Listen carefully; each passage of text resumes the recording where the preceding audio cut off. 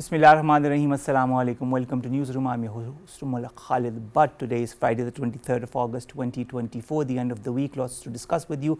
Without further ado, these are the stories that we will be highlighting during the course of our show. We'll begin with the US elections. Kamala Harris has finally accepted the Democratic presidential nomination. Nothing new there, but of course, this is a formality that had to be gotten over with, and this is done. Timwalz has formally accepted his nomination to be the Democratic Party's vice presidential candidate. There were different speeches that were held, whether it be by these two people or whether it be by Obama and his spouse, and of course we had to have the reaction by Trump, which came through a telephonic beeper on Fox News. This and more is going to be discussed in our first segment regarding the US elections. Our second story concerns the Gaza situation. More than 320 days have passed since this war began on the 7th of October last year and continues to rage as far as we know so far. The number of casualties also keeps on increasing. More than 40,000 people have been killed, more than 90,000 have been injured, and these are just preliminary numbers, because the actual figures will be found out once the war ends and we know the exact number of casualties. This said, the people in Gaza are also being told to move from one place or the other. They are fleeing from one area to the other because the Israelis want to pound or to destroy the areas to find one or two so-called extremists. This said, the lack of water, food, shelter and basic necessities is also a huge concern. There have been some advances in that regard by the World Health Organization, but still a lot needs to be done. This and more will be discussed in our second story. Then we are going to discuss the biggest diamond, ladies and gentlemen. They say diamonds are a girl's best friend. Well, they are everybody's best friend as far as money is concerned. A massive 2,492 carat diamond, the second largest in the world, has been discovered in Botswana. And this is a huge discovery for Botswana, but nothing new, because Botswana is a place where we usually find diamonds, but not of this size. Finally, we are going to talk about extreme conditions that are changing the behavior of Amazon River dolphins. A team of biologists, vets and fishermen have temporarily captured rare freshwater dolphins to study their health in order to avoid a repeat of the deaths of hundreds of the mammals that happened last year due to a severe drought. Climate change, of course, is to be blamed, and this is something that the world needs to think about, because today it is the dolphins, tomorrow it will be another species, maybe us, as we are also seeing with the increase in temperatures. Let's begin with the first segment that concerns the US elections, which are nearing with every passing day. We are already end of August and the elections are in November. To discuss the different new aspects of the developments in these elections, we've been joined by two guests. First is Jauhar Saleem Saab, former Foreign Secretary and President of the IRS, who is right here in the studios. He always obliges us by coming to the studios, and we thank him nevertheless always for that. Thank you very much, sir, to have joined us. Our second guest is Shazia Malik. She's an international political analyst. Shazia Malik, thank you very much to have joined us as well. Let's begin with you, Jauhar Saab. Kamala Harris finally officially accepts the Democratic presidential nomination, vows a new way forward for Americans. Then of course this was, you know, that this was the last speech of the 4-day huge National Democratic Convention that was happening, and of course there was a lot of enthusiasm. There was a lot of important speeches that were made by Obama, by his spouse, by Bill Clinton as well, and Oprah Winfrey and so many others. Looking at her from her appearances 4 years back and her new energized rallies, do you feel Kamala Harris has reinvented herself, and will it work this time? Yeah, it's very interesting. What we've seen in the convention, this DNC as it's called, the Democratic National Convention, which took place in Chicago over 4 days, and it was a formality. You know, it was it was like she was going to be the candidate once Biden had withdrawn in her favor. But it's important. It's important for the symbolism involved, for the image that you can build during that 4-day convention. Kamala has worked on her image, and she has rallied the party. The party was suffering because of President Biden's gaffes, because of the fact that he could not perform very well. Actually, he could perform abysmally in the last debate that took place, and that raised so many questions that eventually had to But you know, Jauhar Saab, there were a lot of people that would say otherwise, who would say that it was Joe Biden who was, you know, rallying the Democrats together, and now that Kamala Harris is here, who is a novice compared to him, we don't know what could happen in the elections. Yeah, okay, there's a point to that. There's some weightage in that, in the sense that Biden was a veteran, over like 50 years of political career, and has been on top positions, senator, vice president, president, and so, and a towering personality. But the problem was like at this age, there are people who are kind of very mentally alert at this age, and who can sort of face the camera and could face the debates, but Biden unfortunately was not being able to do that, and there was so many question marks then that eventually there was no other choice. But having said that, now Kamala, at that point in time, you're absolutely right that Kamala, I wouldn't say she's a novice, because she has been a senator, she has been vice president for 4 years as well. But at the same time, she's a new entity. Why? Because of, first of all, her race, then because of her culture. She's a mix of a Jamaican Indian heritage. Father was Jamaican, mother Indian. The father and mother divorced, and she was raised by a single mother. So there was a lot of Indian influence, the Indian mother. And that's why she's close to her mother's family in India as well. So that is one thing. And Trump is trying to exploit that, like that she's not really they're saying that Kamala is not really a typical American, and sort of, like are trying to come up with some controversy regarding how American, quote unquote, she is. But the fact is, I think that didn't really work very much so far. The Democrat vote, which had been sort of, in some ways,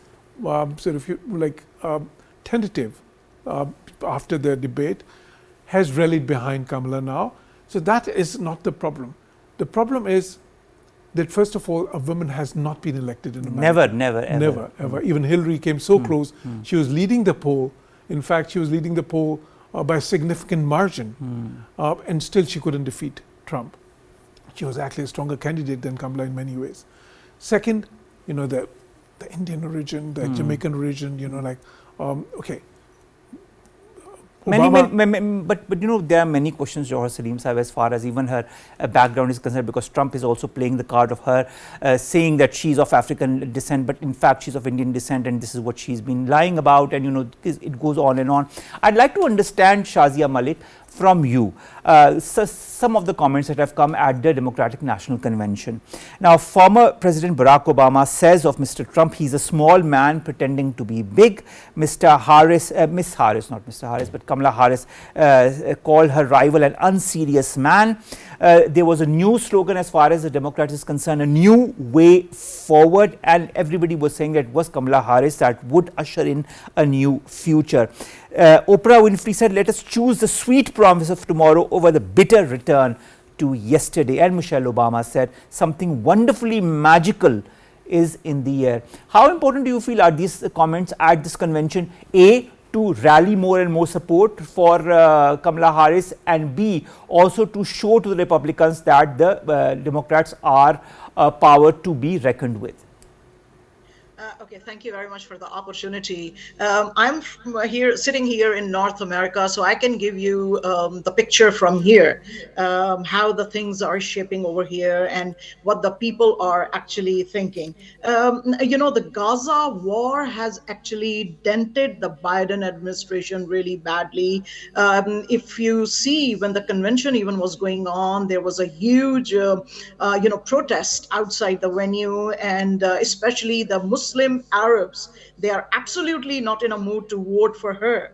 They have been constantly saying, unless and until she speaks and says very, very clearly that she is going to put an arms embargo on Israel, they are not going to, vote for her. The speeches are very good. The Obamas were there. I mean, it created a lot of, magic in itself and the atmosphere over there. But what happens is, what we don't really understand is, we really give a lot of bad name to our countries that there is an establishment working, but there is an establishment working in these countries as well.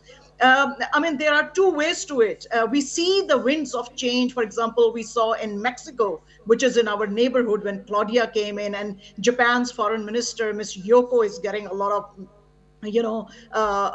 backing, and then we see all the Ursulas and Kajas and Mete and all those. So if there is a wind of change in Europe, and if the establishment thinks that Kamala would be easier for them to control and they would be able to still pursue their policies, then definitely she can come. But otherwise, it seems pretty, difficult for her to be the next president. Yes, they want to change history, perhaps. They want the first woman to be the president. They want the first Asian, South Asian, and the first African to. Then that is a different story. But if you look at the votes and the mood, for example, in North America, people are not really very happy about her policies because she has been part of the Biden administration and she was the vice president. She never spoke anything about these issues of the wars going on. One big thing that Trump can bank on, although it's been said that he's very old and he will bring all those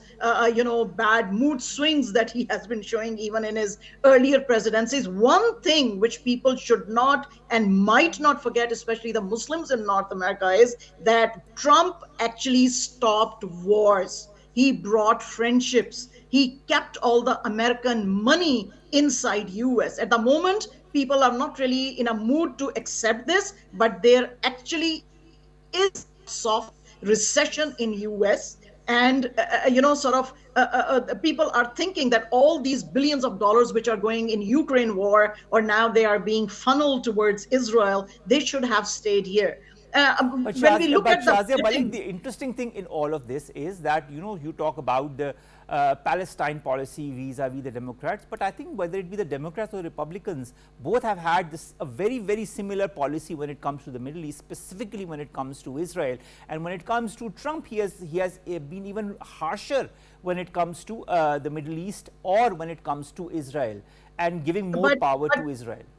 But you should not also forget that he was the one who started the Abraham's Accord, and he was the one who was creating friendships in the Middle East. For the longest time, the Arabs were extremely annoyed with Israel, but with the Abraham's Accord, the friendships started coming in. So and Trump has been very, very clear about these wars. He said that if I was there, I would have talked to Bibi. He calls Netanyahu Bibi. If I was there, I would have talked to Putin because he's my very good friend, and this Ukraine war wouldn't have started. So all this disastrous Biden administration policies of these wars, he claims that he could have stopped, and he might have stopped those. So I mean, the world needs peace. I totally agree with you that the world needs peace. That is very important. That is the key word nowadays. Jauhar, Saleem Saab, when it comes to Kamala Harris, and when she spoke at the convention, she talked about immigration, she talked about abortion rights, she talked about restriction on guns, she talked about Medicare. She kind of flipped on Medicare for all, recanted on not considering border crossings criminal, and basically her party is embracing practicality over policy particulars. In your point of view, if there's a huge question as to if and when she comes to power, do you feel what in your point of view, what kind of president is Kamala Harris going to be as far as the policy initiatives are concerned, whether it be the foreign policy vis-a-vis Palestine, vis-a-vis the Ukraine, vis-a-vis China, vis-a-vis South Asia and other aspects? Yeah, first of all, these presidents, of course, there is always an imprint of their personality, but mostly it's the party policies, and in many cases these policies don't really change much. These are national policies, and we've seen very little tinkering generally, unless the times require a major change, and then some presidents like Roosevelt, for example, came up with New Deal and all that. But just a couple of points I'd like to mention here. For example, Gaza. Now, in Gaza, like you rightly said, Trump's position is even closer to Israel. That is very clear. Now, the only problem, and the Abraham Accords actually were anti-Palestinians. Actually, it was the Abraham Accords and the policy in the aftermath of that probably resulted in Palestinians becoming desperate and sort of and in some ways probably like thinking of these type of actions which led to this conflict. But the point here is that the Arab Americans, the Muslim Americans, and of the young, they're not voters for Republicans. So the Republicans can choose to disregard them. They generally vote for the Democrats. And that is the problem. These population groups will not vote for Trump, period. But the problem is, what if they don't vote at all? And the biggest thing in this election is, although right now Kamala is leading in the polls, opinion polls, by 1.5 points, 1.5%. But that is nothing, you know, because there are 2 or 3 reasons. One is that this can shift very easily. It could be a convention bump. The second is the Democrats, if they have to win an election in America, a presidential election, they have to poll at least 2 to 3% more votes than the Republicans. Because we have to remember that Hillary Clinton polled 3 million more votes than Trump and still lost. And you know why is that? Because the bigger states in America, they're Democrats, but they have lesser representation in terms of percentage. And the smaller states have more representation because, you know, they have this electoral system. You know, it's not a direct election per se. And the smaller states, so the party which wins smaller states generally has an edge. So if she has to win, she'll have to get at least 4 or 5 million more votes than Trump's. You know, even 3 million were not enough. So that is a huge hurdle. The second hurdle is, although she's winning in the opinion polls of, you know, until now, but in the other polls, in terms of the electors' numbers, she's still losing. Even with this 1.5% lead, there she's losing by 291 to 251 already. So that is the first problem that she faces.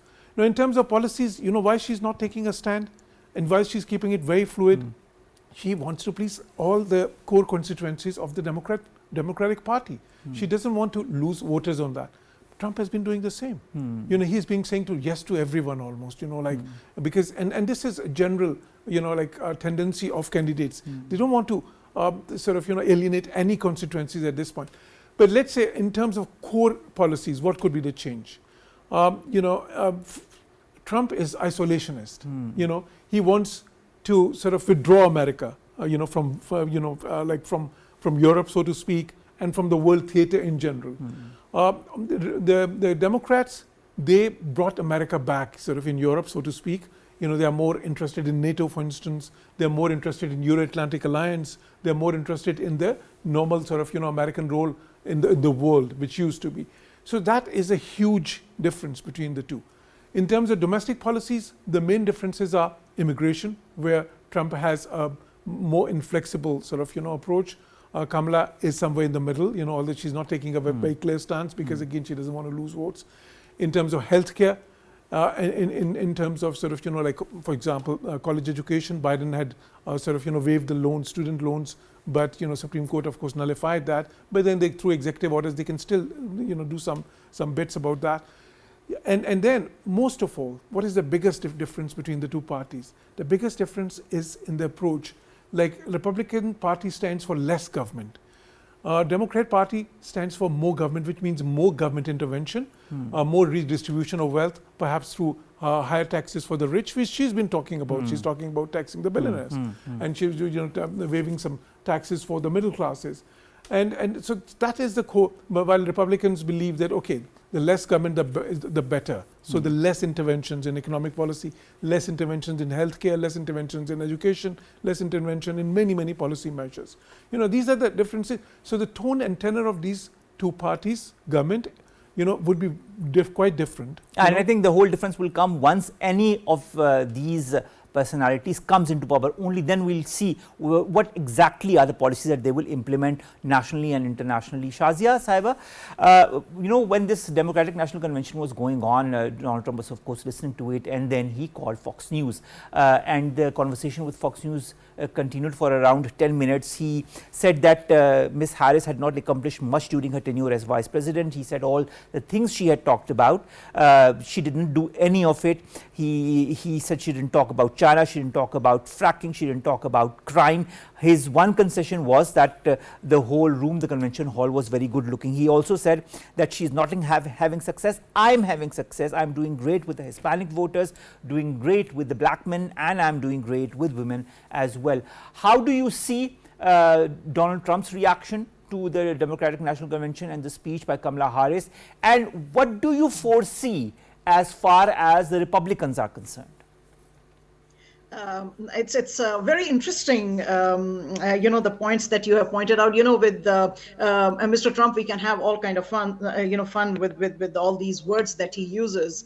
What he has been saying in the past as well. Convention, as we say, is as we saw, was very, very powerful, because, like we said earlier, that the Obamas were there, and there were some very powerful speeches, even from Michelle. I mean, we are really highlighting Obama, but we are not highlighting Michelle.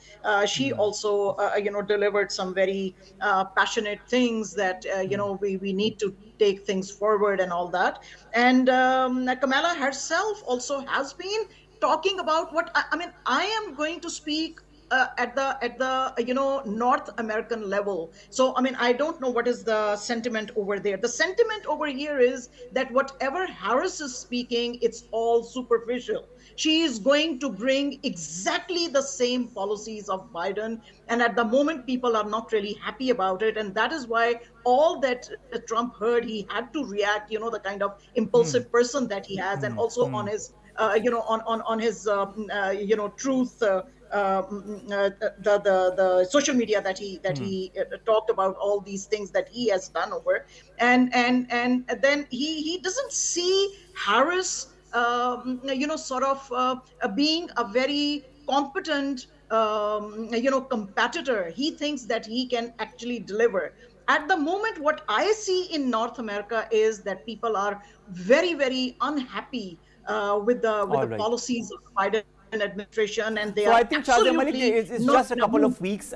Just a couple of weeks are left before the elections are going to happen, and we are going to see in 3-4 months' time on who comes into power, and whosoever comes into power. It would be very important to see how he or she manages the internal and the external situation as far as the US is concerned. Thank you very much, Shazia Malik, to have joined us and to have discussed this very important issue of the US elections, because it matters to you and matters to so many others as well across the world. Finally, coming to you, Jauhar Saab, let's also talk briefly about timwalz, the vice presidential nominee who has also accepted the nomination. He talks about his background as well. He's a former teacher and National Guard soldier, and he also outlined his speech. Former President Bill Clinton also, says that Harris has knocked it out of the park by picking Walz as her running mate. Two leaders with all American but still improbable life stories. It could only happen here. This is what Clinton said. Is the US voter impressed? Secondly, a record 159 million Americans had turned out in 2020, but still there is a huge number that did not participate in these elections.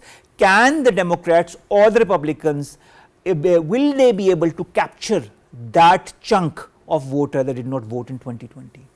Yeah, 2 points. Tim Walz, governor of Minnesota, background you already mentioned.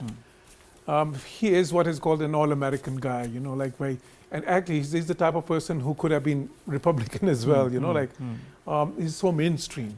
And because of that, he's a good choice. I think in the final analysis, she had choice between him and the governor of Pennsylvania, because Pennsylvania was a big state. They should have been winning it, but they were not. And, because the governors, these vice president candidates can help swing states, important states. And eventually the election could come down to 2 or 3 states, like it has happened in many instances before. So I think he's a good choice. But can he win the election for Kamala? Not really. At the end of the day, people will vote for Kamala. So that is very clear. It's a good choice. It's a safe choice. But at the same time, he's not the type of person who would just invigorate the Democrat vote to the extent that they'd be able to get a major bump. That doesn't seem to be the case. And the second point was all the chunk of voters that have not voted in 2020. Will either the Democrats or the Republicans be able to pull them in? Yeah, I think that's a very good point, because you see, last time 159 million Americans voted, as you said, and that was a very good number. One of high numbers historically.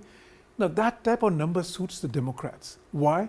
As I've said, actually in America, there are more Democrats than Republicans, period, But the problem with the Democrats, as I mentioned, is that they're mostly in bigger states, the more developed states.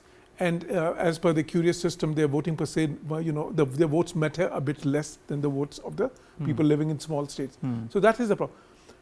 if they have to win this election, they have to, get this voter turnout higher, like the last time, or even higher than that. Okay. Either 159 or probably 165. And you know why is that? Very simply, as I said, because they need 4 or 5 million more votes more than the Republicans to win this election.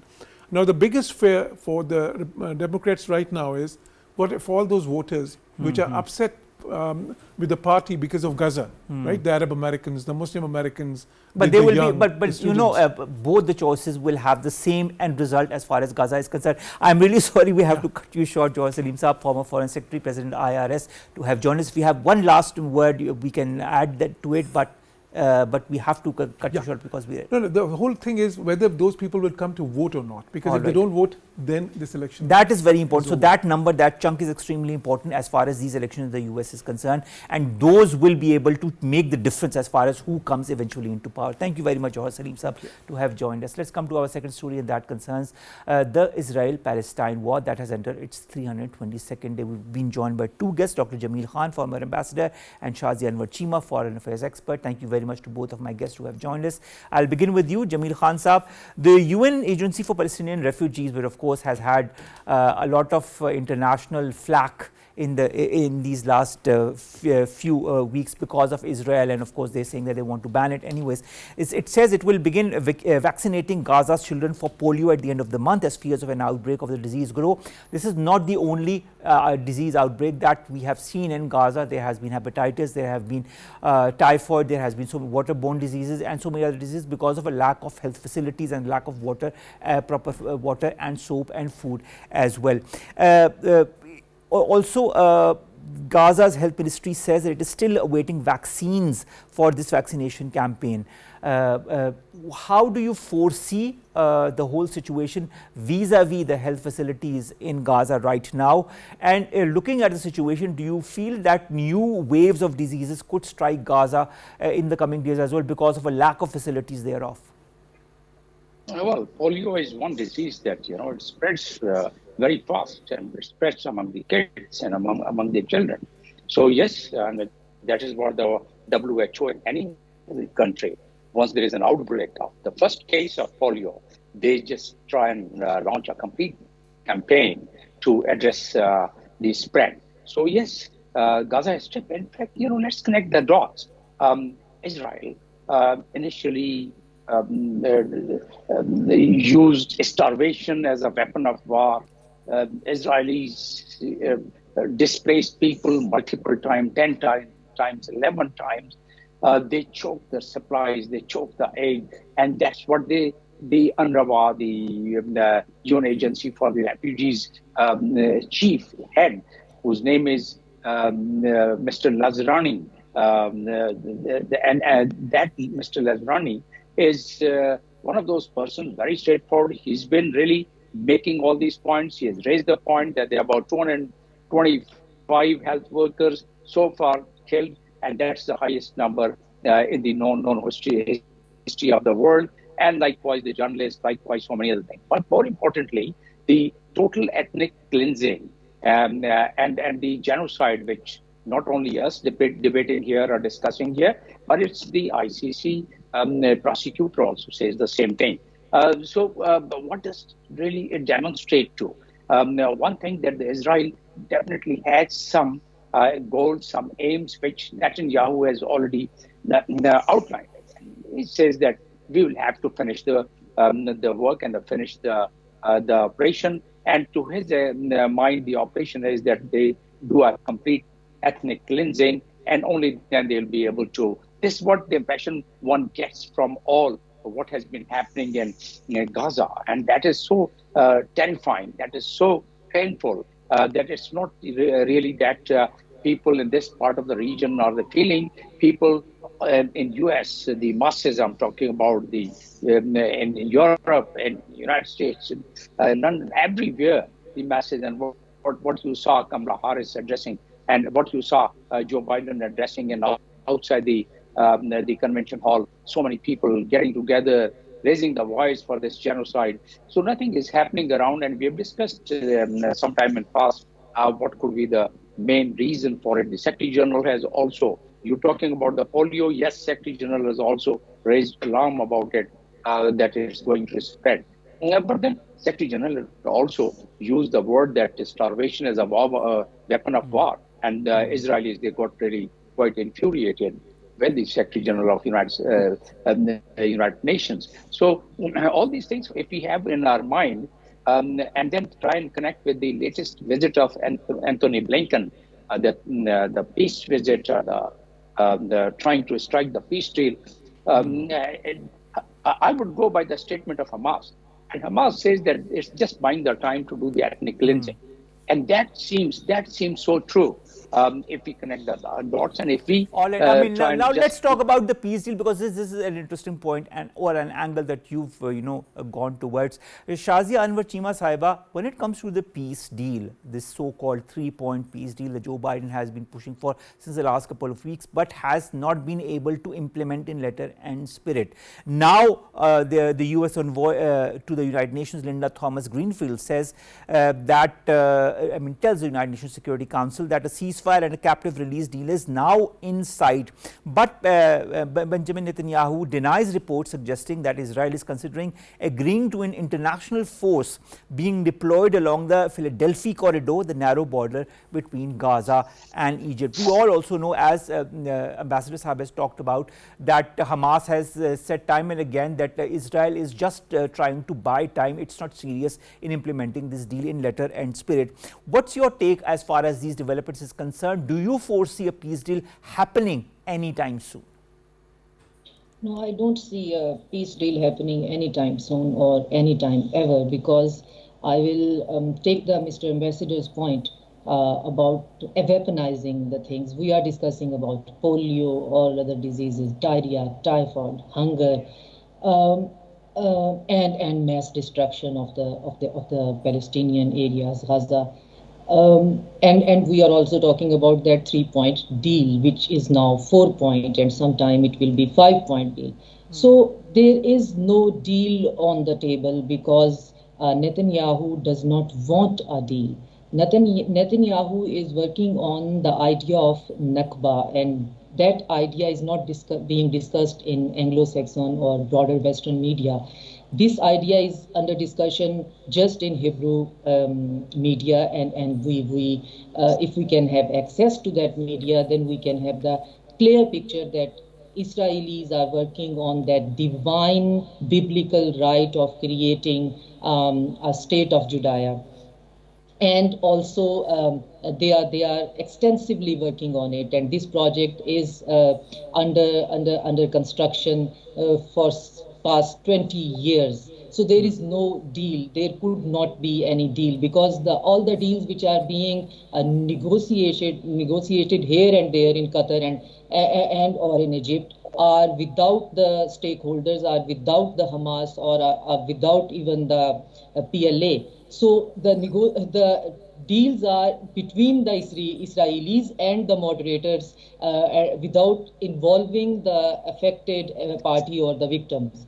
And what they are discussing is that, again, as you have mentioned, that Philadelphia corridor is being monitored by the Israel, and Egyptians are not agreeing to that because that is the buffer zone between Gaza and Egypt. Again, the Netzarim corridor between which is dividing southern and northern Gaza, Israel is demanding that Israel needs control and security checks on that corridor as well, coming from southern Gaza to the northern Gaza. And the latest development is that Netanyahu added another point into the negotiation deal, that is that he will veto the 100 prisoners which will be the names which will be given to be released. And that is totally not accepted by the Palestinians and by the Hamas because the release of the prisoners will be on the seniority basis. The more endured, the more suffered a person will be, the sooner he will be out of the prison. So, but Netanyahu said that he will veto 100 prisoners, and among those 100, he will decide that the released prisoners will not go back to the Palestinian areas. They will have to be relocated somewhere else. And the other thing is Rafah crossing. So these things are totally unaccepted for Palestinians and their well-wishers and their supporters. So there is no peace deal. There is nothing going on there. There is what is happening there is Ben Guevara and his vigilantes are practically telling the world that we are going to build the third temple and this is our divine biblical right and we are going to finish that Nakba and this state will be the state of Judea, and if from river to sea there will be no Arab including Palestinian in that state. So and USA is party in that, and if we want to discuss that thing in detail, like how these vigilantes are executing mass murder and how the Western support is helping them to do that, because there is a friction between. There is also some news coming out via Hebrew media that there could be a possible coup d'etat in Israel between the IDF less fundamental friction and the IDF. There's a lot of political friction also within Israel as we speak, and that I think you have rightly alluded to. Jamil Khan Saab, I'd like to combine two questions. The first is Francesca Albanese, who is a special rapporteur on the human rights situation in the occupied Palestine territory, who says, imagining Israel's continued presence in post-war Gaza. Now, this is a very important term. Israel's presence in post-war Gaza, where the scare of the genocide are indelible, is absolutely legally wrong. The second point that I'm raising is the overcrowding of the Palestinians in a small area. More than 2 million people in the enclave are cornered in an area of 15 square miles as we speak, and this has not been reported by myself but by the Wall Street Journal. And this is choking survival, said the United Nations Office for the Coordination of Humanitarian Affairs. If you see both of these angles, a post-war scenario in Gaza and the way the Israelis are being treated in Gaza, what are you looking towards in the coming weeks? What is Israel's game plan? I mean, Ma'am Shazia has kind of alluded to some of the factors that she feels might happen. What's your take? Yeah, well, that's very clear indication that what Israel really wants, and why Israel is delaying all these peace plan, and probably not only delaying but not accepting it by making one excuse or the other excuse. Imagine the ceasefire plan was drawn by in consultation with Qatar, Egypt, and other negotiators, three-phase peace, and then that was endorsed. Not only endorsed, that was announced by the President of the United States. It was endorsed by the Security Council, right? And then Israel says they need some amendment. They need the two strategic corridor to be controlled by themselves. You know, they need to really control these 2 million Palestinians within the limit of 15 square kilometer. And then the way they want, they could do the ethnic cleansing subsequently. They've already, almost 2% of the population has already been killed by the Israelis. And then they want to make the life so tough for all the Palestinians. And those who could be ethnically cleansed, fine enough. Those who could be starved, fine enough. Those who could be, basically, they suffer from various diseases because of this very crampy situation of living there. The polio, the diarrhea, the malaria, and so many other diseases.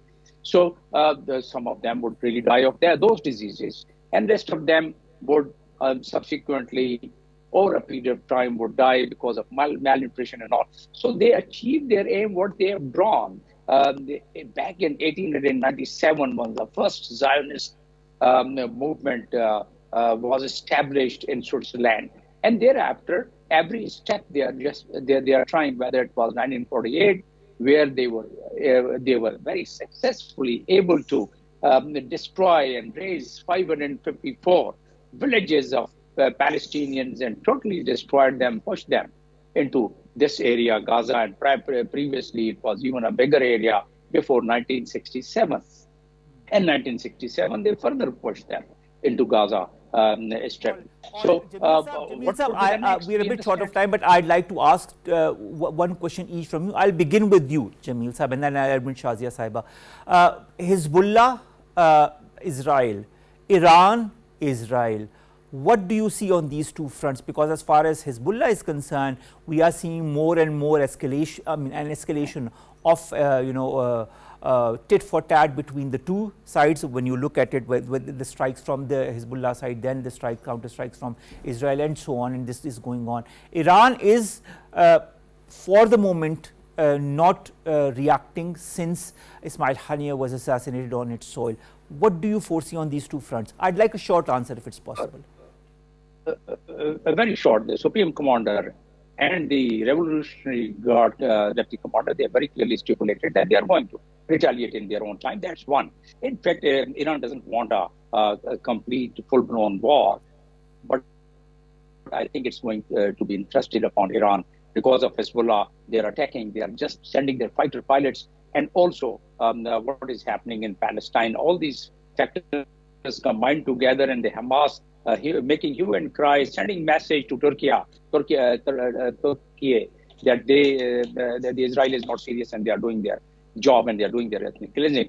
Having these factors in mind, very briefly, it appears even while Iran doesn't want a full-blown escalation, but it's going to be interested upon. This is what Netanyahu wants, and this is what Netanyahu wants, that the America should be dragged into it in a proper manner. It has been modeling that for quite some so time. that they are able to Shazia and protect Cheema, what's your take on that? Shazia and Cheema, what's your take on this Hezbollah, Israel and Iran-Israel angle and the future of these two escalations? Crux of the matter is that axis of resistance does not want to destroy their political image, because they have been acting very sanely, very maturely, and Israel wants to escalate the war on the behalf of America, which Americans are not in mood to have that level of broader war. So that's the only thing which is stopping this new nuclear conflict, supposedly nuclear conflict. But otherwise, Netanyahu wants a war, a broader war, and the axis of resistance, which I will call it, like to make more sense out of it. The well-wishers of and the sympathizers of Palestinian, they want to act maturely, and they are the only adult in the room. So, but there will be retaliation, and this is not going to be end and stop. And that's my fear, that that is going to be the uglier part of this chapter of the history. All right, let's hope for the best. I hope we won't expect the worst, but let's hope there's some kind of positivity or light at the end of the tunnel could be seen as far as the peace deal is concerned, also the escalation on these two fronts. Thank you very much to both of my guests, Dr. Jamil Khan, former Ambassador Saab, and of course Shazia Anwer Cheema, who's joined us after quite some time, foreign affairs expert, joining us for this very, very important segment that concerns not only the Middle East but also Muslims across the world. Finally, ladies and gentlemen, let's come to our last two stories. The first concerns diamonds, and of course, for all you ladies out there who love diamonds, the fact is that Botswana, that is one of the countries where we unearth a lot of diamonds, has now finally unearthed with a massive 2,492 carat diamond, which is the second largest in the world. The Canadian mining company has found the stone, and it announced this yesterday. Basically, it was discovered in the Karowemine diamond mine in northeastern Botswana using X-ray detection technology, and no details about its quality or the value has been put, but of course they say that it is second in size only to the 3,016 carat Cullinan diamond discovered in South Africa in 1905. Well, interesting discovery. Finally, drought-threatened Amazon dolphins are now being studied for climate change impact. A team of biologists, vets and fishermen have temporarily captured rare freshwater dolphins in the Amazon this week to study their health and to, of course, through blood exams and through ascertain whether they won't have the same fate as all those dolphins who passed away last year because of the effects of climate change. Environmental activists have blamed the unusual conditions that have affected the Amazon and other parts of the world to climate change, and which makes droughts and heat waves more likely and severe. And of course, the role of global warming, although is unclear in the Amazon, but factors such as the El Nino weather phenomenon are also seen as a factor that has caused these changes as far as the dolphins are concerned. With that, ladies and gentlemen, we come to an end of today's newsroom. In fact, this week's last episode of the newsroom will see you inshallah on Monday with news stories and segments that pertain to us, you and Pakistan. Have a great one, and we'll see you inshallah in a couple of days' time. Allah Hafiz.